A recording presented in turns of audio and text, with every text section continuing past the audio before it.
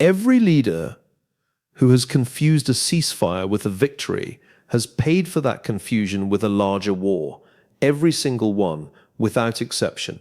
From Neville Chamberlain in Munich in 1938 to George W. Bush on that aircraft carrier in 2003. The pattern is always the same. A powerful leader declares the war over, the cameras roll, the crowds cheer, and the structural conditions that caused the war remain completely untouched beneath the surface. And I want to argue today, using game theory and structural history, that Donald Trump flying to Islamabad to personally close a US-Iran deal is not the end of this crisis. It is the beginning of a much more dangerous one. Let me go back, because I think it is important to understand how we got here. In the spring of 2025, when the mainstream consensus was that the US-Iran confrontation would remain a sanctions and proxy war for the foreseeable future, I made 4 predictions in this classroom. Prediction 1, Iran would not be destroyed militarily, but would be forced to the negotiating table by a combination of proxy degradation and economic strangulation.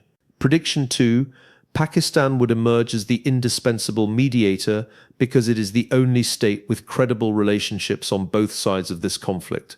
Prediction 3, any deal would stall on the nuclear enrichment question because that question is existential for Iran in a way that no American administration fully understands. Prediction 4, Trump would attempt to personally close whatever deal emerged because he needs a legacy achievement before his political window closes. 3 of those 4 predictions have already come true.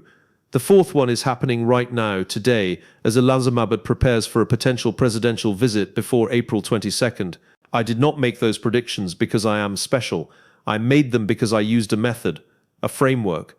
I call it predictive history, using game theory and structural patterns from history to understand where things are going. And today I want to use that same framework to tell you exactly why Trump going to Islamabad personally is the most dangerous development in this entire crisis, and why the deal he signs, if he signs one, carries the seeds of its own collapse inside its text. So how do I make predictions? I look at 3 things. First, I look at structure, the deep structural forces shaping a situation, geography, population, economics. These things do not change quickly. They constrain what is possible. Iran is a nation of 88 million people with 3,000 years of civilizational continuity. Its nuclear program is not a bargaining chip. It is a structural response to a security environment that will not change because a document gets signed in Islamabad. Second, I look at incentives. In game theory, every player is trying to maximize their own interest. So I ask, what does each player actually want? Not what they say they want, what they actually want, because those 2 things are almost always different. Third, I look at history, not because history repeats exactly, it does not, but because human beings are human beings, empires are empires. Certain patterns appear again and again across thousands of years. If you know those patterns, you can see them playing out right now.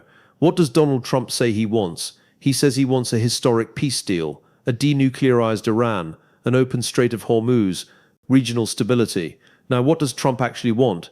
Trump wants a legacy. He wants the photograph. He wants the moment where he stands in Islamabad next to Field Marshal Asim Munir and announces that he ended a war that no previous president could end. My analysis shows that every major decision Trump has made in this crisis, from the naval blockade announcement on April 13th to the stay there message to the New York Post reporter, has been optimized for that photograph, not for the structural durability of the agreement it represents. The deal is the prop, the photograph is the product. What does Iran say it wants? Iran says it wants sanctions relief, recognition of its sovereignty, and a limited 5-year enrichment suspension. Now, what does Iran actually want? Iran wants to survive, and survival for the Islamic Republic means retaining the credible threat of nuclear capability as a permanent deterrent against the kind of military campaign it just survived. Iran will sign a document that creates the appearance of nuclear limitation. Iran will not sign a document that eliminates the underlying capability. The distinction between appearance and reality in arms control agreements is where every deal of this kind eventually breaks. Iran knows this. Washington does not want to know this. That gap is the deal's fatal flaw. What does Pakistan say it wants? Pakistan says it wants regional stability and recognition as a responsible diplomatic actor. Now, what does Pakistan actually want? Pakistan wants strategic relevance. Field Marshal Asim Munir has built his entire post-2025 foreign policy identity around this mediation. Trump calling him his favorite field marshal and crediting him personally for the talks is the single most valuable diplomatic asset Pakistan has acquired in a generation. Pakistan needs this deal to happen in Islamabad specifically, with Trump present specifically, because the photograph that Trump wants and the photograph that Munir wants are the same photograph. Two men with aligned vanity incentives is not a recipe for hard-nosed structural negotiation. It is a recipe for a deal that looks good and functions poorly. Okay, I have the players and their real interests. Now let us look at the structural realities. Structural fact number one. The gap between the American and Iranian positions on nuclear enrichment is not a negotiating gap. It is a civilizational gap. The United States is demanding a 20-year suspension of enrichment. Iran is countering with 5 years. I want you to understand something. This is not a difference of 15 years. This is a difference in what each side believes the agreement is for. A 20-year suspension, from the American perspective, is a generation of strategic breathing room during which Iran's nuclear program atrophies and becomes non-recoverable. A 5-year suspension, from the Iranian perspective, is a temporary political gesture that preserves the program's technical foundation completely intact. These two positions are not the endpoints of a negotiation. They are descriptions of two entirely different agreements. The math simply does not work. No deal that both sides can sign honestly closes this gap. Every deal that gets signed will paper over it. Structural fact number two. The April 22nd ceasefire deadline is a pressure mechanism that produces bad agreements. Every major arms control failure in modern history shares one characteristic. It was negotiated under artificial time pressure that prioritized signing over substance. The INF Treaty's verification failures, the JCPOA's sunset clauses, the Minsk agreements that ended nothing. Let me say that again. Every major arms control failure was negotiated under artificial time pressure.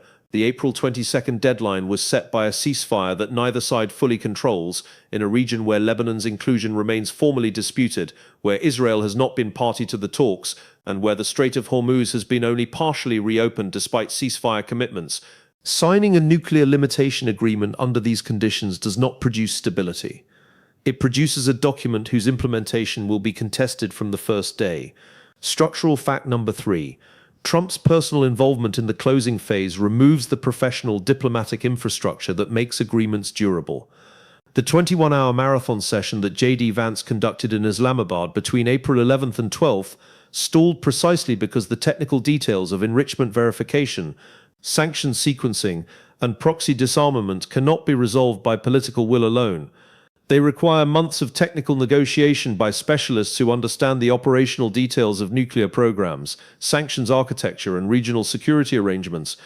When Trump signals he is inclined to go to Islamabad within 48 hours to personally close the deal, he is signaling that the technical gaps will be resolved not by technical negotiation but by political declaration. Once you see it, you cannot unsee it. A deal closed by declaration is not a deal. It is an announcement. Structural fact number four. Pakistan's mediating position creates a structural incentive to produce a signing ceremony regardless of the deal's content. Pakistan needs the photograph more than it needs the agreement to work.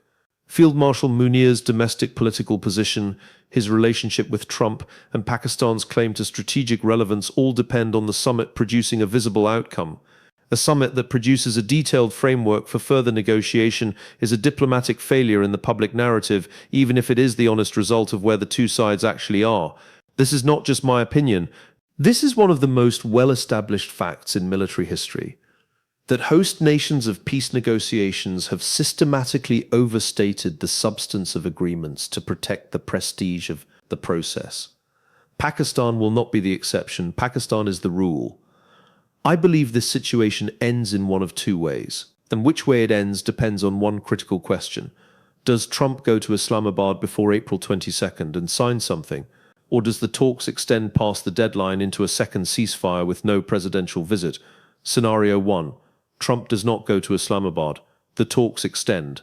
The ceasefire is renewed for another 2 weeks. The technical negotiations continue at the working level.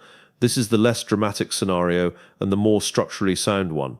In this scenario, the 20-year versus 5-year enrichment gap gets addressed through a sequenced agreement, perhaps a 10-year initial term with defined benchmarks for extension that neither side loves but both sides can implement. The strait reopens fully, sanctions relief is phased against verifiable Iranian compliance steps, the deal takes 6 months to finalize, looks like a diplomatic process rather than a victory lap, and has a reasonable chance of holding for its initial term. Iran gets economic relief without surrendering its strategic position. America gets a functional de-escalation without a legacy photograph. Nobody gets the moment they wanted. The region gets stability. Scenario 2. Trump goes to Islamabad before April 22nd. He stands next to Field Marshal Munir. He signs a document. The cameras roll. This is the scenario that every indicator from Trump's own statements, from the New York Post quote, from the Fox Business interview, from the Islamabad diplomatic preparations, suggests is the high probability path. In this scenario, the 20-year versus 5-year gap gets papered over with language that each side will interpret differently the moment the cameras stop rolling. Iran will implement the deal as a 5-year political gesture with full technical preservation of its underlying capability. The United States will claim it as a 20-year strategic achievement. The first verification dispute will arrive within 18 months. By month 24, the deal is in crisis. By month 36, the conditions that produced this war have reasserted themselves under a new administration, a new Iranian political configuration, or both. The deal collapses, the war restarts, and the photograph becomes the symbol of the failure. Now here are my 3 specific predictions. Prediction 1, Trump goes to Islamabad and signs before April 22nd. The document will contain deliberately ambiguous language on enrichment timelines that allows both sides to claim victory domestically. This is the counterintuitive prediction. The ambiguity is not a drafting failure. It is the only language both sides will accept. Prediction 2, within 12 to 24 months, Iran will announce a technical reinterpretation of the enrichment clause that restores its program to pre-war operational status, and the United States will respond with a sanctions reimposition that Iran will characterize as a material breach. The cycle begins again. Prediction 3. The long-term outcome of this crisis is not Iranian denuclearization. It is the permanent establishment of Pakistan as a peer mediator in American foreign policy. The beginning of a multipolar diplomatic architecture in which Washington no longer controls the terms of regional security conversations, and the quiet emergence of Field Marshal Munir as one of the most consequential figures in 21st century international relations. Nobody is predicting that last one. The structural evidence is overwhelming. Question 1. Is Trump's personal involvement necessarily bad for the deal? The answer is no in the short term and yes in the medium term. I am confident that Trump's personal presence accelerates a signing. I am equally confident that a deal signed for a photograph rather than for structural durability accelerates the conditions of its own failure. Question 2. Could Iran actually accept a 20-year enrichment suspension? The answer is no, and here is why. A 20-year suspension removes the deterrent capability that is the only lesson Iran drew from watching what happened to Libya, Iraq, and every other state that surrendered its weapons program under American pressure. Iran watched those states. Iran learned. The evidence is clear that no Iranian government that intends to survive will surrender that lesson for any price Washington can offer. Question 3. What happens if the talks collapse and the ceasefire expires on April 22nd without a deal? I am confident that neither side wants the war to resume. The structural incentives for continuation of the ceasefire, even without a formal extension, are stronger than the incentives for resumption, but confidence is not certainty. And an expired ceasefire with no deal, and Trump on the ground in Islamabad creates a domestic political pressure on the American side that could produce exactly the kind of erratic escalatory decision that this entire negotiation is designed to prevent. In 1905, Theodore Roosevelt mediated the Treaty of Portsmouth between Russia and Japan. He went personally. He applied personal pressure. He got both sides to sign. He won the Nobel Peace Prize. The treaty lasted 8 years. By 1913, the structural tensions it papered over had reasserted themselves completely, and the regional dynamic it was designed to stabilize had collapsed into the conditions that fed directly into the catastrophe of 1914. Roosevelt got his photograph. The world got a delayed war. Theodore Roosevelt is Donald Trump right now. The deal will be signed, the photograph will be taken, the structural conditions that produce this war will remain. The question is not whether a deal gets signed in Islamabad. The question is what happens in Islamabad plus 24 months. That is the class I am already preparing for. That is my analysis for today. Remember, this is not prophecy. This is game theory and structural history. It might be wrong, but if I am wrong, we will come back and analyze why. That is what this class is about.